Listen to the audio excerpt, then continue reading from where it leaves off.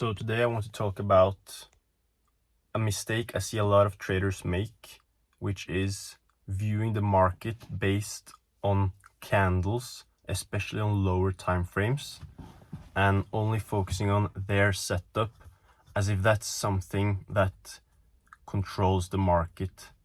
Your setup is basically, look at it as an entry, a way to capture a move with good risk management, but your setup in itself isn't necessarily something the market cares about or should respect. First of all, you have to look at your setup the way smart money moves the market. You have to look at the market the way smart money moves it, and especially on higher time frames as well, and why you think the market is going to move a certain direction. Then you look for your setup on lower time frames. That's when you look at a lower time frame entry and strategy.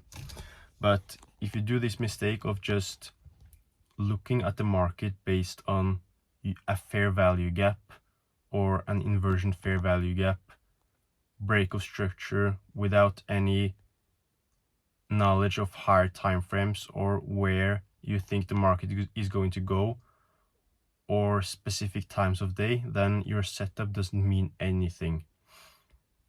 So you always have to think about who is the next victim in the market, where does liquidity lie, and where do you think smart money is going to move the market.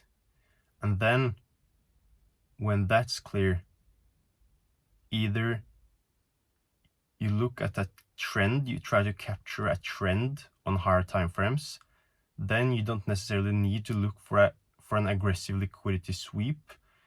Sometimes you just get a small liquidity sweep on the 1 minute time frames, or sometimes you don't even get that, but you just capture a move on higher time frames. Let's say the market is making higher highs and higher lows on the 15 minute, and you try to catch something around here on a retracement on the 15 minute, and then you look for something on lower time frames, like a break of structure on lower time frames, something like that, and you try to go long.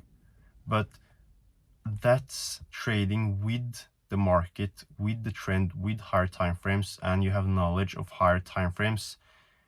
It's not your setup in itself that moves the market. That's just your entry with good risk management, because you can just jump after a trend, because that doesn't give you any good risk management. So if your setup doesn't work, then it shouldn't necessarily work. That's just your way of trying to capture the move with good risk management. It's more interesting if the move itself works, right? And it's the same if you try to catch a retracement, for example. Then you would actually look for an aggressive liquidity sweep where people obviously get stopped out and experience pain. And then you have to look at something on lower time frames, like a break of structure again, and a fair value gap, all that stuff, an entry in a discount or premium, depending on if you're going long or short, and then you take the trade. That's the mindset you need to have.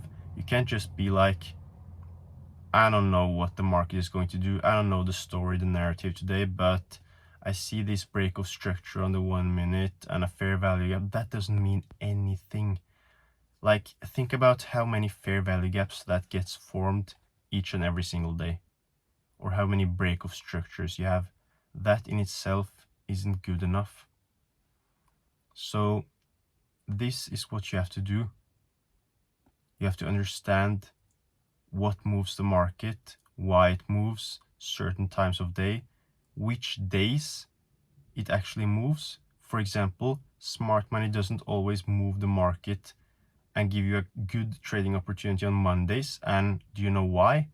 Because they're coming back at the office and they're not ready to just move the market as soon as they get in the office on Mondays. They have to make a plan, they have to set up some traps and basically prepare for what they're going to do. That's why Tuesdays are perfect, Wednesdays and Thursdays as well. sometimes Fridays, but Fridays tend to be not the best trading opportunities either. And that's what you need to understand. Like if you just go in on Mondays and you try to catch something in lower time frames without any bias, then you're not going to win, and you wonder why, because you judge your trade based on your setup and not on anything else. So once you understand that, that's actually when you can make it.